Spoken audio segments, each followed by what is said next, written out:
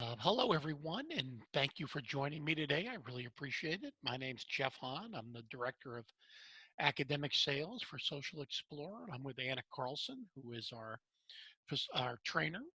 And today we're going to walk you through the product, and we can answer any questions that we have about it as well.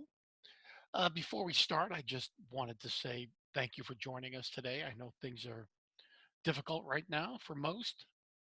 We're all sort of working at our houses. That's what I'm doing, and that's what Anna's doing. And it's nice that we can have a little normalcy and get together and just do some um, professional development and talk about our work at a time that's very difficult. I'm in New Haven, Connecticut, and Anna's in New York City, and we're sort of in the middle of all this right now, and I'm sure many of you are too. But thank you for joining today. It's appreciated. So, why don't we go over um, a little bit about Social Explorer? First, what I'd like to say is um, we're a market leading data visualization and mapping program. We make location analysis easy for your patrons. We make powerful interactive maps, and I'll show you what we produce. And so will Anna. You can also produce reports that you can export out of Social Explorer and import into other uh, programs as well. You can add your own data to Social Explorer so you can map your data along with the data that we have. You can share the visualizations and the stories that you build, and you can share them with other people. Even people that don't have a license to Social Explorer can still view your work and interact with your work. Um, you can visually compare data sets with ease. You can integrate real world data into your courses. And we're a powerful research tool. And just to let you know, we're really the least expensive data visualization product that's available on the market. We really fit well into these disciplines: American studies, Black studies, education, business and economics, criminal justice, health science, history, political science, social justice, and sociology. And our data, while we have some international data in our data sets, mostly we're focused on the US decennial census data. And we go back to 1790 with that data. And we're the only product that goes back that far. We have ACS data, both 5 year and 1 year estimates, FBI crime data, voting data, business patterns, environmental data, health data. So we have quite a bit of information for the disciplines that I discussed on the last slide. So here's an example of what you can do. And what I'm with Social Explorer, what I'd like to do is show you a few examples of data visualizations that were built by some instructors. I also would like you to know that by June of this year, we will have 10 pre-built activities that can be used in both sociology, and then another 10 that can be used in criminal justice, and another 10 that can be used in political science. So we're starting to build out activities as well that you can assign your students, but also you can build activities or have them build their own activities as part of projects. So here's an example.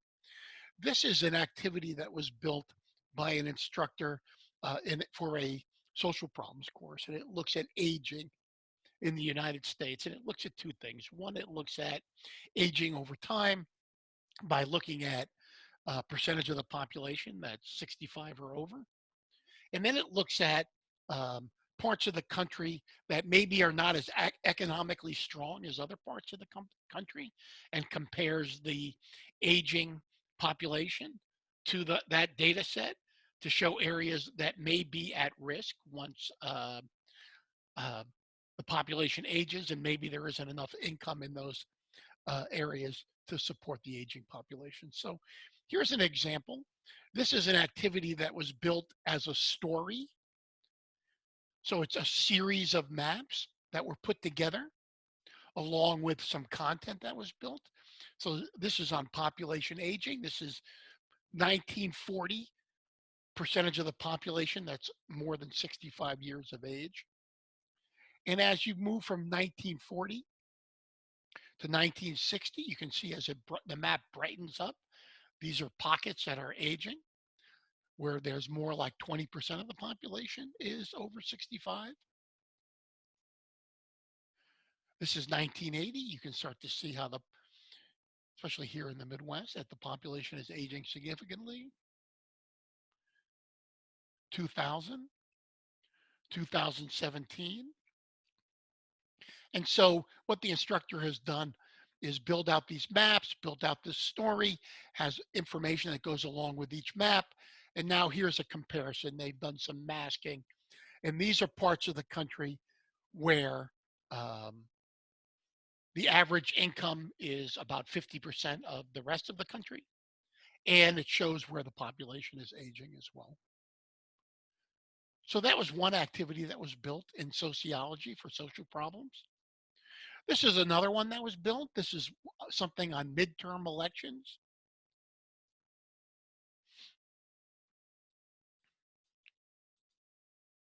And so here, this is a story that was built looking at the 2012 presidential election by state, then looking at the 2014 congressional election and doing kind of a comparison. You can do a comparison map where there's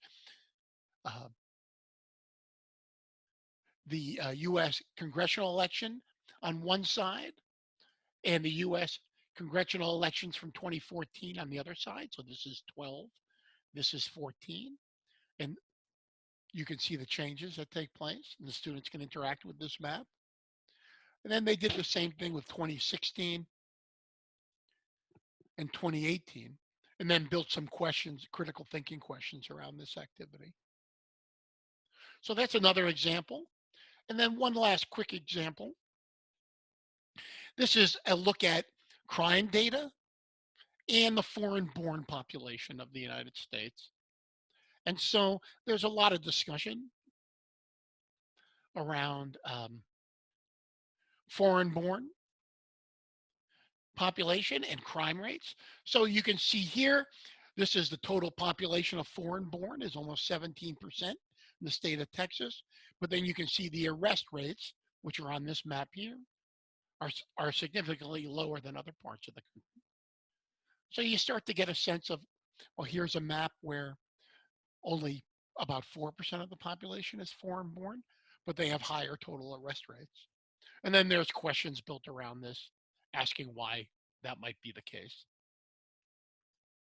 So there are some examples of things that you can do using Social Explorer for 3 different types of courses: 1 political science, 1 criminal justice, and 1 social problems. So today what I'd like to do is give you an overview of the features of our product and answer any questions you may have. Your schools all have access to this through the library. Now that you're doing more with distance learning, there's an opportunity to have your students use this at a distance and answer some questions and build some activities on their own. So I wanted to share that with you. Thank you. And so now what I'd like to do is turn this over to Anna Carlson, who's a post-baccalaureate fellow at Barnard, has several years experience working with spatial data software. And she is our expert in training librarians and instructors. Right now she's at Barnard College, and she works with instructors on how to effectively use Social Explorer for research with students. She also supports librarians as they move to online distance learning, and she's our library expert. So with that, what I'd like to do is turn it over to Anna. I'll stop sharing and let her share, and she can walk you through the product. So thank you. Great, thanks, Jeff. Okay, so like Jeff said, I'm going to go through an overview of how to create maps in Social Explorer, and then also talk about how you can create stories, those like narrative arcs that Jeff showed, as well as how you will export tabular information from Social Explorer for importing into other programs such as desktop GIS applications or statistical software programs. Students, faculty, and staff tend to use Social Explorer for a combination of those. So either exploration of data, visualization of data, telling stories with data, or if they're using Social Explorer just to access data as well. So right now we're on the Social Explorer dashboard. On the left, you'll see options to explore maps or tables. You can also access geographic graphic data here. So this link will take you to a page to download shapefiles. If you're working with desktop GIS applications or another application where you need to join tabular data to spatial data, then this is a really great place to start, and the shapefiles will really easily join with tabular data that you've downloaded from tables here. You'll see your own projects down below, see your own maps, reports, and stories. Maps are really self-explanatory, and that's where we'll spend the bulk of our time today. Reports are groups of tables, and then stories are those kind of like slideshow map styles. You can also link to the data dictionary from here if you have questions about the documentation, or if you're new to any of the surveys that are available in Social Explorer, this is a good place to start. There's also some really helpful links at the bottom here. So the help page, lots of useful FAQs, knowledge base, guides to getting started. So I especially recommend that if you're new to the product, or if you have questions about a really specific tool, then it's probably an FAQ. The blog is also a really great place to start if you're looking for use case examples for Social Explorer. Sometimes they're going to be really timely. So here's one about social isolation and coronavirus, but you'll also see things about primary elections. And if you go through, you'll also see topics that aren't necessarily related to current events, but are just like larger societal questions that can be answered or explored using spatial data. So that's a really good place to start if you are an instructor who is designing new content or trying to rethink content for distance learning. Then the case studies on the blog are a really good place to just see what Social Explorer might be used for. And if you click on one of the posts in the blog, you'll see that they actually all have embedded maps. And I'll show how to create embedded maps later, but they basically allow you to create interactive inline maps like the one here.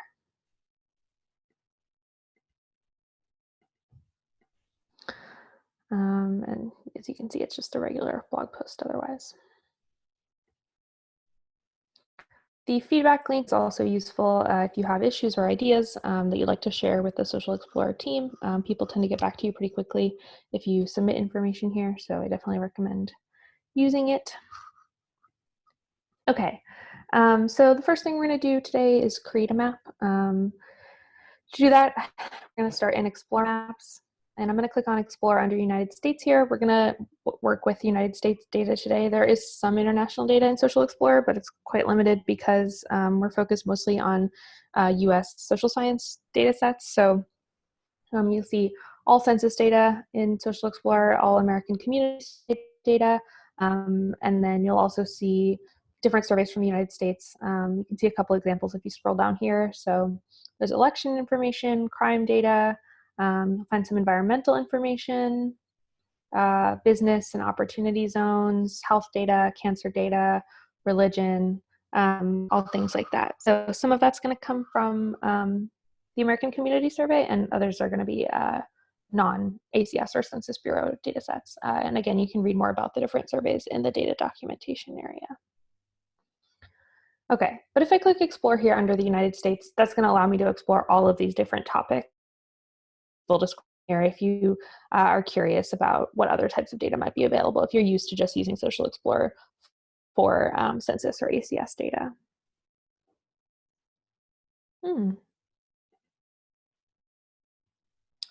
Great.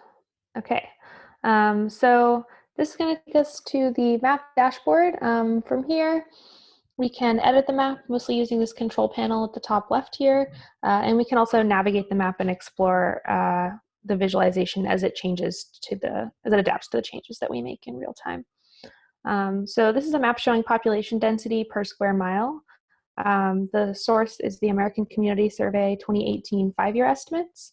That's listed all up here. If you wanted to know more information, like what ACS stands for, if you were to click more info here, you would be able to go to the data dictionary to learn more about the source of the variable that we're visualizing. But it is helpful. It'll tell you which survey the data come from, and then which table within that survey, and finally which variable within that table. This table is just population density, so it looks a little repetitive, but normally it's more abstract than that.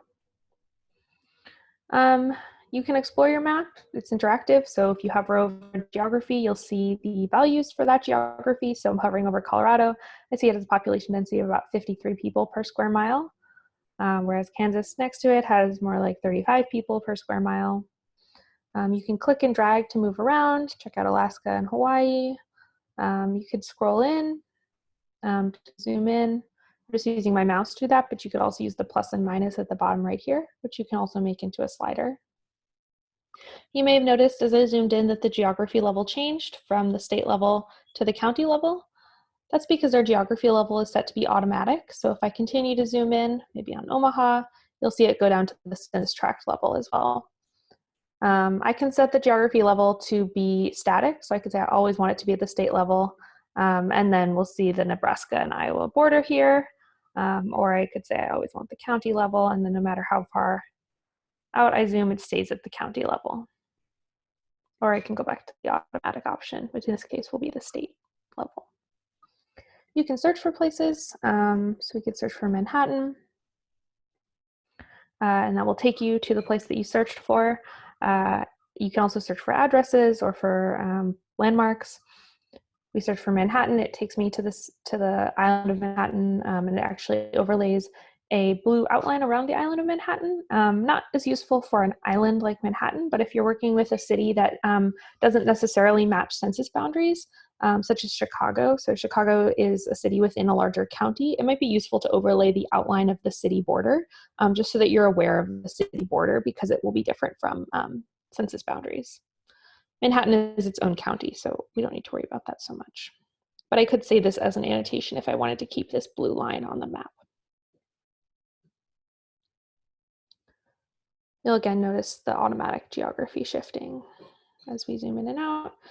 You might also notice that other features are added to the map when you zoom in. So right now I'm zoomed in enough to have some capitals showing. If I zoom in more, I'll see large cities show up on the map.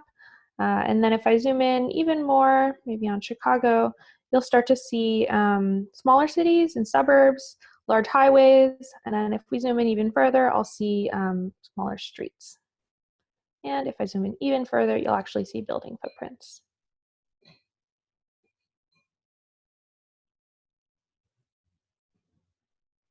Okay. So that's sort of the basics of how you would navigate the map.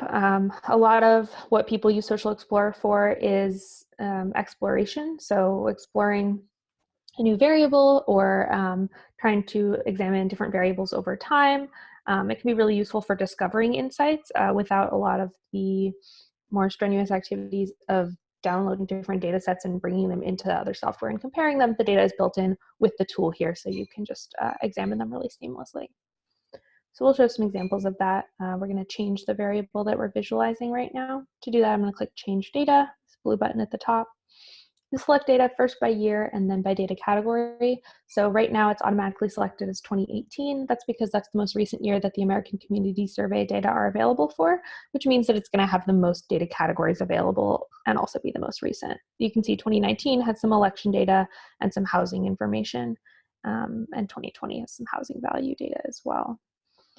2022, these are some projections calculated by Social Explorer. So you can see why 2018 might be the preferred starting point. If you click Show All Years, you'll see every year that data are available for in Social Explorer.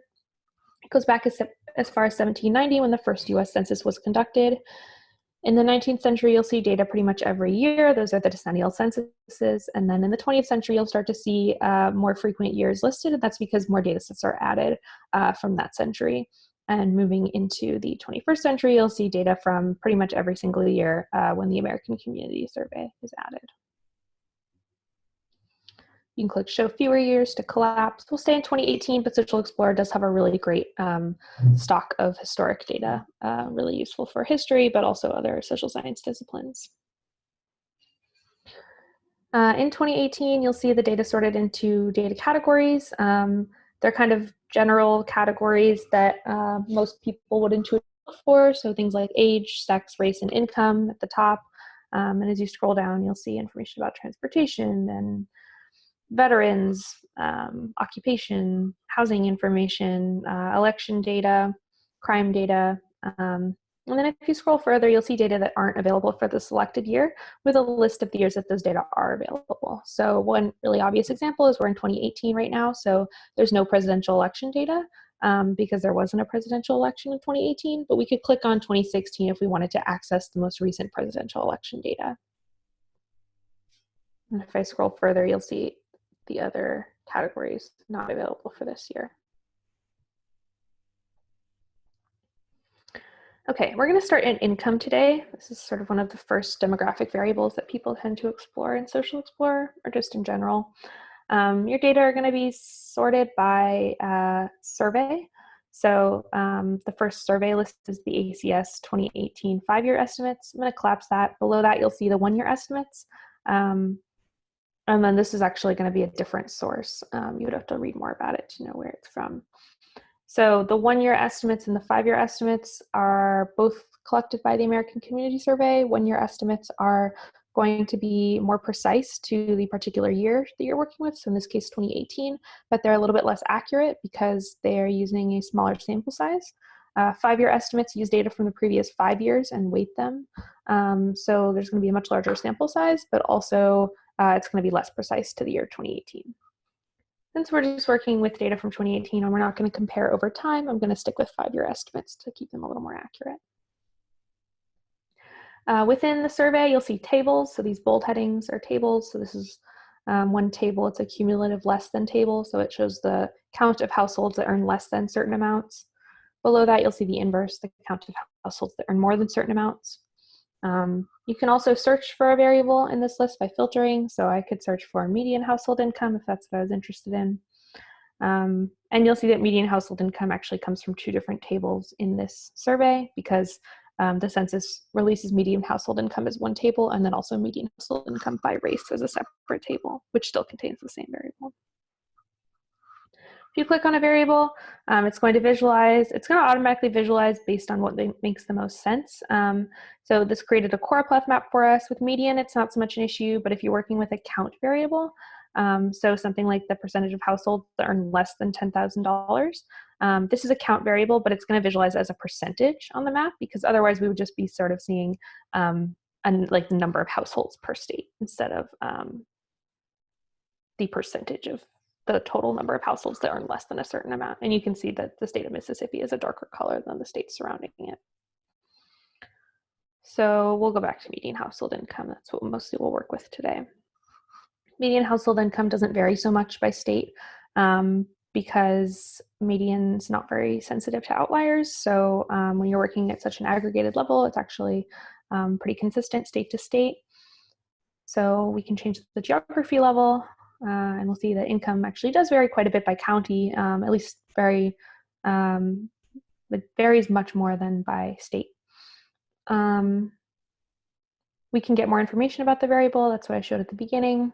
You can also favorite a variable or save it. You would see them in your saved variables here.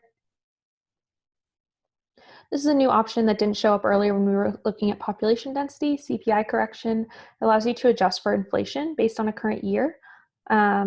So we're not going to do it because we're working with 2018 data, so it's recent enough that it's not necessarily necessary. But if you're working with older data or if you're comparing data between 2 different years, then it's really useful to adjust for inflation. Change year also allows you to select a different year based on the data you're using. 2010 is the first option because that's the first year there's 5-year estimates available. It looked a little bit different, but if we were to adjust for inflation, then this would probably look really similar to the 2018 data. Change over time, this is a new feature. It allows you to calculate the change over time in median household income or any variable that you're working with. I'm going to go back to the single year, but this is an option. Okay. So like I showed before, you can change your geography level here. You can also change aspects of your visualization where it says as shaded area. From here, you can choose a visualization type. There's 3 visualization types in Social Explorer. Shaded area or choropleth is what we're seeing right now, in which darker colors correspond to higher values in the data and lighter colors correspond to lower values. So in this case, a darker color means a higher median household income. Bubbles and dot density, kind of self-descriptive, but they're not available for this variable. That's because something like median can't really be visualized in terms of density.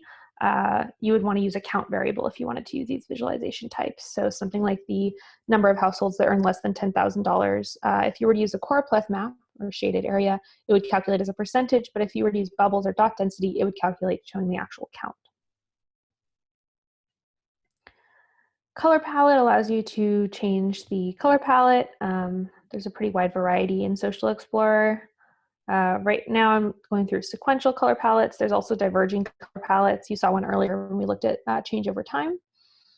Not super useful for median, but can be useful especially for a change variable. You can also upload your own color palette or create your own color palette if you're working with a certain design scheme. You can also reverse a color palette here. So this is kind of a misleading map, but now the lighter colors correspond to higher median household income. Might be useful for identifying patterns.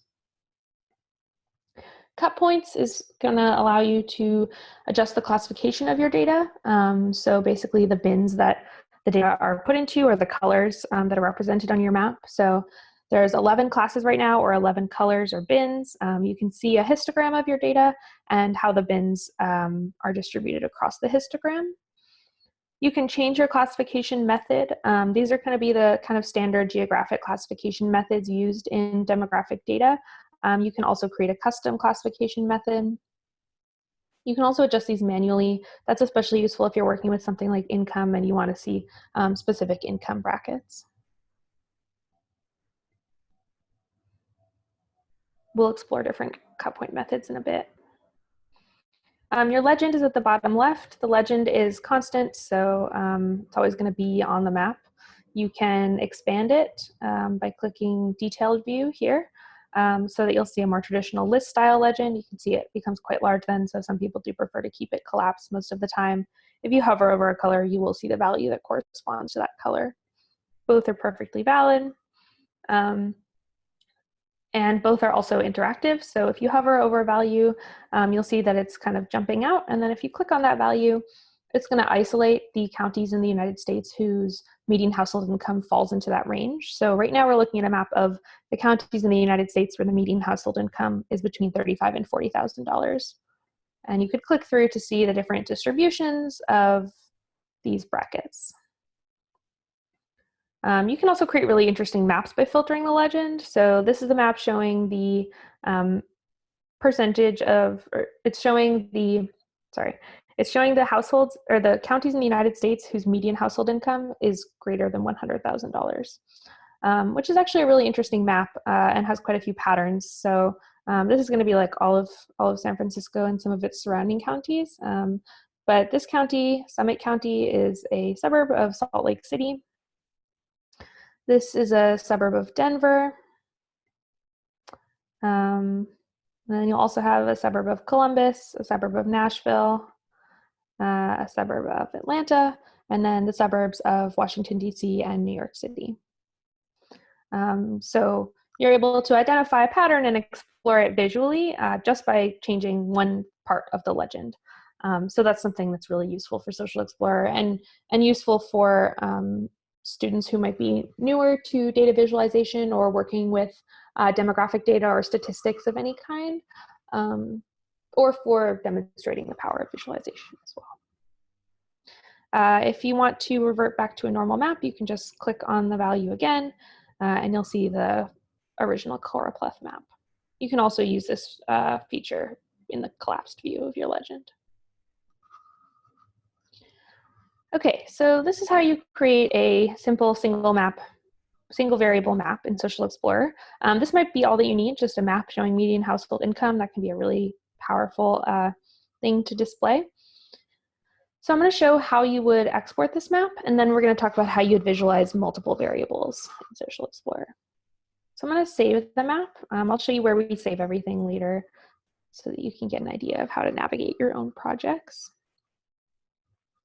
So the first option, export as image, going to be pretty much what you would expect. So you'll take kind of a high resolution screenshot of the map. It's going to be a static map, so there won't be any like dynamic hover.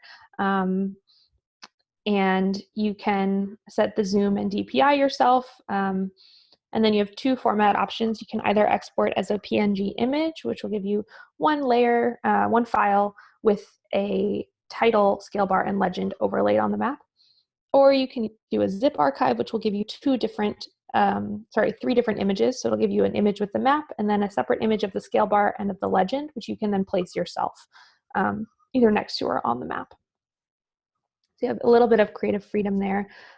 This is really useful if you are including a map in a paper, or if you need to include a map in a presentation, but it needs to be static, or anything really that needs to be printed. I should add that you can also add annotations to your map here in more options. So you could add markers or lines, or even text, which it would show up when you exported the map if you wanted to add annotations to the map before you export it. Another option is to share the map. If your map is set to public, then you can create a shareable link. Anyone can view the link. The map once they have the link. They don't need to have a Social Explorer account. And as you can see, a lot of the same interactivity is maintained for the map. So obviously, we can see tooltips when we hover over geographies. You can change the geography level, so you can do some of that exploration, maybe the one we talked about earlier, showing the state versus county difference. And you can also explore with the legend like we did and search for places. So it's still a very interactive map, but they can't change the variable that you're visualizing because that's kind of the integrity of the map. You can also create an embed code. So this is what I showed earlier with the Social Explorer blog and how there were embedded kind of inline maps in those blog posts. You can copy this code and then paste it into the source code for a website, and you'll get this map embedded on whatever website you're editing. And it will be interactive. Okay, so now that we've seen how to create and export a single variable map, the next thing we're going to do is change our map view to look at a couple different ways to make comparisons between maps. So at the bottom right here, you might have noticed there's a couple other options. One of them is change map view. So if I click on change map view, you'll see that this whole time we've been in single map view. This is the most simple map view in Social Explorer. It shows you a single map with a single variable on it. Side by side is an option for comparing two different maps. The maps will automatically be linked like they are right now. So that means that if I move one map, they both move. If I zoom in on one map, they both zoom. And you can see that as I hover over all of these very square counties in Kansas, they are hovered in both maps. It's a little bit dizzying right now because we're looking at the same variable side by side, but there's a lot of different uses for this. So probably the most obvious would be to compare two different variables next to each other, either maybe the same variable over different periods of time, or two different variables from the same period of time. I'm also going to show some other ways that you can use this, get a little bit creative. So if you unlink the maps, there's a couple different reasons you might want to do that. You could show two different cities and compare maybe the distribution of population density between like two cities that lie on rivers and look at how rivers impact population density. You could compare two different parts of the same city. You could compare demographic areas surrounding two different universities or two different hospitals. You can also use one map as a reference map. So since they're unlinked, if I zoom in on the map on the right now, it's going to only zoom on the right, and the left kind of remains as a perspective map, but I can still see where I am on the map on the left, because if I hover over a geography on the right, you can see that it's actually highlighted on the left, which is really useful for seeing sort of the national perspective of where we are. So that's one reason you might want to use the unlinked maps. You don't have to worry about lining them back up yourself. You can link and they'll snap to each other. You can also use these to show differences between geography levels, so state versus county distributions. You can use it to show distributions of certain values in the legend. Or like I said, you can change the data. So I'm going to change the variable on the left. We're going to do we'll do median household income by race. So on the left, we're going to do the median household income for white householders. It actually looks pretty similar to the median household income map on the right. Oh, wait. Yeah, okay. And on the right, we'll click income.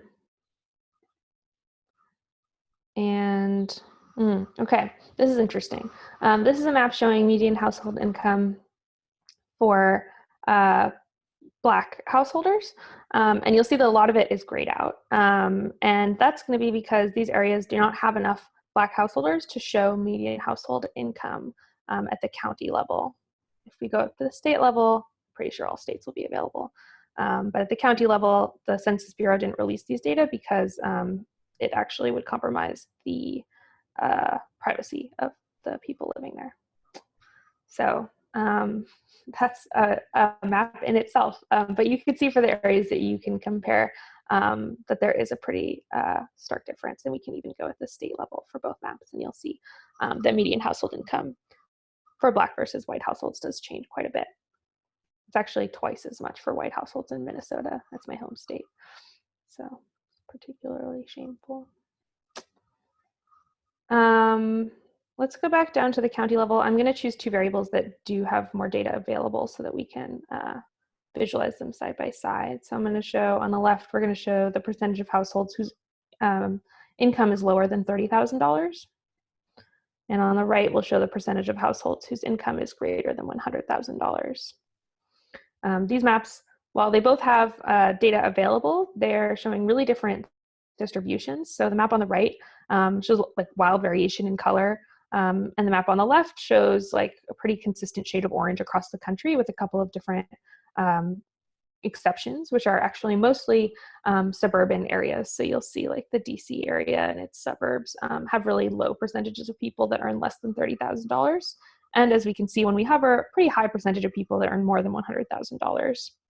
The same goes for the suburbs around the Twin Cities in Minnesota. Like I said, I'm from Minnesota, so I tend to focus on trends from there. So when you hover over geography, you'll see values from both maps, which can be really useful to make those direct comparisons. If you want to make a more direct comparison, you do have another option. In Change Map View, you can also create a swipe map. Swipe maps will give you a slider in the middle to separate between two different maps. So everything to the left of the slider is showing our left variable, which is the percentage of households that earn less than $30,000. And everything to the right is showing the percentage of households that earn more than $100,000.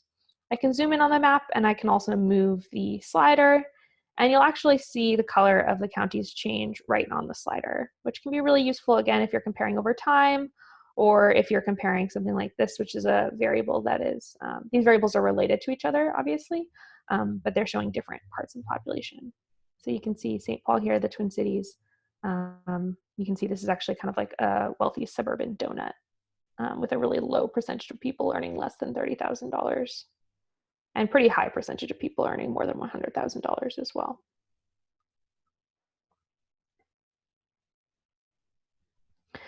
You can also use this for some of the other things that I showed earlier. So you can use it to show the distribution of state versus county. This is not a good thing to do right now because I'm showing different variables, but if these were the same variable and I just changed the geography level, it might be useful to kind of like open up the states to see the breakdown by county within the state. Okay. If I want to go back to single map view, it's always going to take the map on the left. So if I want to keep my rightmost map, I can flip them and then go back to single view. And now I have a single map view showing the percentage of households that earn more than $100,000 per year. Okay, I'm going to save this. The next thing I'm going to do is show how you would create a story, which is going to allow you to create map slides showing different types of maps. You could use a story to even teach Social Explorer to your students. So if you wanted to show them how to create like a single map or a side-by-side map and a slide map and what the difference between all those are, you could even use a story to show that. So there's lots of different options for stories. They can be used to prompt discussions like the example Jeff showed that has discussion questions on the left. So I'll show all that. And then I'm also going to show how you would export tabular data at the end, and we'll leave time for questions. So at the bottom right here, I have an option to tell a story. I click on that. It's going to tell me what the story is. So with stories, you can add a cover slide, and then you basically just have map slides where you can change the map however you want, and then add new slides showing different types of maps. They could be just zoomed in on different areas. So this first map could be sort of zoomed in on like the state of Oregon, and then I could add another slide that zooms in on the state of Nevada. And then I could add another slide that's a side-by-side slide, and I will unlink them. And now we're comparing Oregon and Nevada side by side.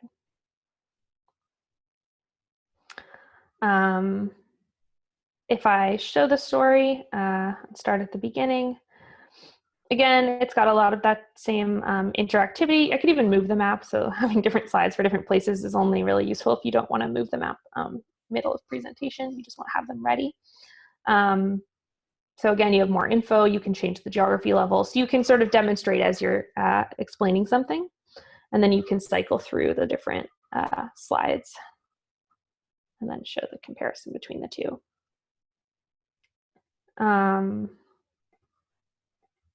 I'll show another option. So I'm going to remove these. You can also edit slide info. That's where you would add a title and a description to the left of the map, which would allow you to show like a discussion question or explain information about the map. So I'm going to show median household income, and I'm going to show the different classification methods. So right now this is a median household income map using the default cut point method. So we'll add a new single map view, and we'll change the cut point method. So one that's really commonly used for demographic data maps is natural breaks, which uses the jumps in the map to in the data to determine the bins. So this shows basically income inequality in the country more starkly. So areas with a lower household income are going to be like really bright white, and then areas with a higher household income are going to be a darker shade. And you can see that the values are probably like not something that are clean. So like $75,153 to $86,575 because they're based on like actual jumps in the data and not like intuitive jumps. So that's how these ones are created more intuitively. So 35 to 40,000. But these earlier lighter colors aren't used very much in the map. I actually don't think there are any counties that have less than $15,000 as the median household income. Whereas this map actually starts at everything below $32,000. But you can see there are quite a few counties in the United States with that value.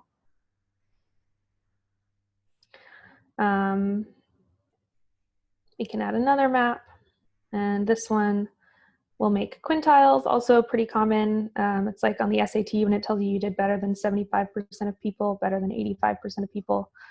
But this is for income, so it's showing you earned more than X percent of people. So that's how these bins are determined. Again, they're going to be kind of messy looking numbers. It's a really different map. It shows much darker and much lighter colors. Okay, we'll add a new slide. This is the last one.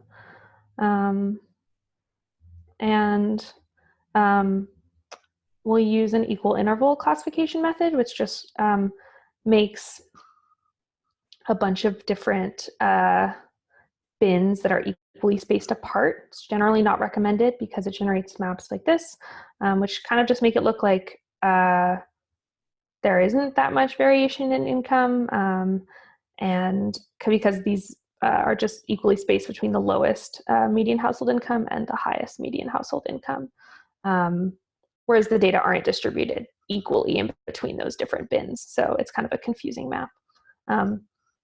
Classification method can show really different things. The Social Explorer blog does explain a lot of these different differences, but it can be useful the stories can be useful as a way to teach the different classification methods as well. I'm gonna save this as a new thing so that it doesn't overwrite the map that we created. So I'm gonna call it SE demo story, and I'll show you where that's saved later. You have similar export options, so you can share this. You can share the presentation with a shareable link. You can download this one map as an image.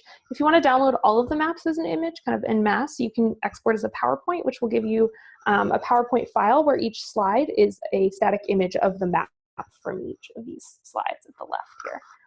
So that's really useful if you want to export several maps at once, or if you're going to be doing some sort of presentation like this, but you don't want to maintain the interactivity and you need it to be in PowerPoint file format, this is how you would do that.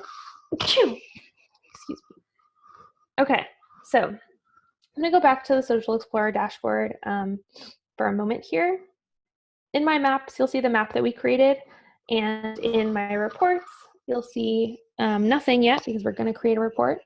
And in my stories, you'll see the story we just created. I'm going to open the map back up. So the next thing I'm going to show is how you would create a tabular report. There are several different ways to create reports in Social Explorer. So I'm going to show one of them. I'm not going to show it fully from the map, and then I'll show how you would do the more simple way by clicking on tables here. So within your map, there's an option for more options. I showed this earlier for annotating the map. This is going to contain some of the more advanced options in Social Explorer. So masking an area or filtering by criteria, which Jeff showed an example of earlier. There's also a really vast layer library if you'd like to add other layers. So that contains things like hospitals or college campuses or like wildfire risk is one. Opportunity zones, things like that. You can also upload your own data in point format. So create report would allow you to create a tabular report by selecting the geographies visually from a map. So by doing something like selecting an entire state or several states, or you can create a circular radius around something or rectangular selection. So this is useful if you want to select your geographies visually. I'm not going to save this, but it will ask you before you leave, which is helpful if you're to accidentally close tabs. So if I click on tables, this is going to be what you would use if you kind of know what you want going into Social Explorer. Like, you know, you're looking for income data at the county level for the state of Alabama, then tables might be a useful place to start. So that's what we'll do right now. We'll actually do that exact query. So you'd select your survey first. I'm going to select ACS 5-year estimates, and then you select the year that you'd like to use. You'll select your geographies from a list, or if you have a list of FIPS codes, you can paste them here. You have to select the geography type first. FIPS codes are the geographic identifiers used by the Census Bureau.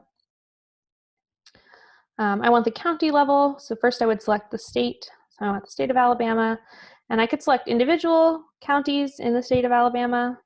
I could remove them, or I can select all of the counties in Alabama. It's worth noting that I could also select all counties, which would give me all counties in the United States. So from there, I can go to my table selection. I could select individual tables. Tables are things like age cumulative less, or like the income equivalent of that, which was income cumulative less. This is useful, especially if you're looking for only one variable and you know it's in a certain table. I think probably a more common use would be if you know you want a certain topic. So I'm going to say go to pre-made reports. I just want data related to income. Then I'm going to click on income here.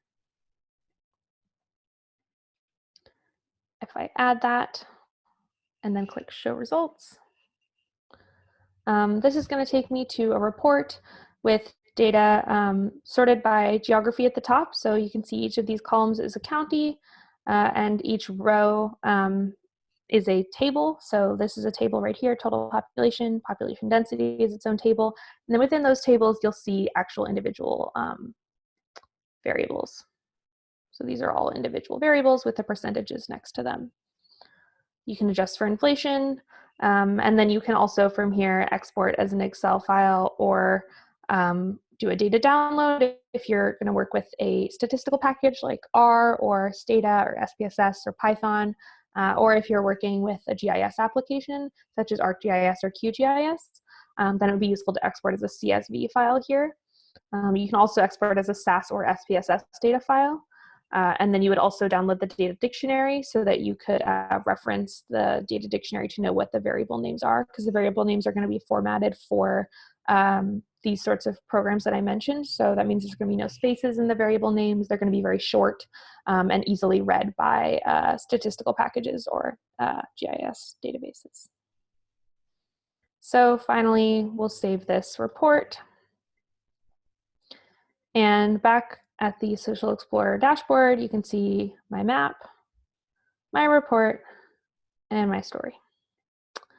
Okay, so I'll stop there. Does anybody have any questions, or are you curious about how this might be used? Yes, hi everyone. If you have any questions for me or Anna, now's a great time.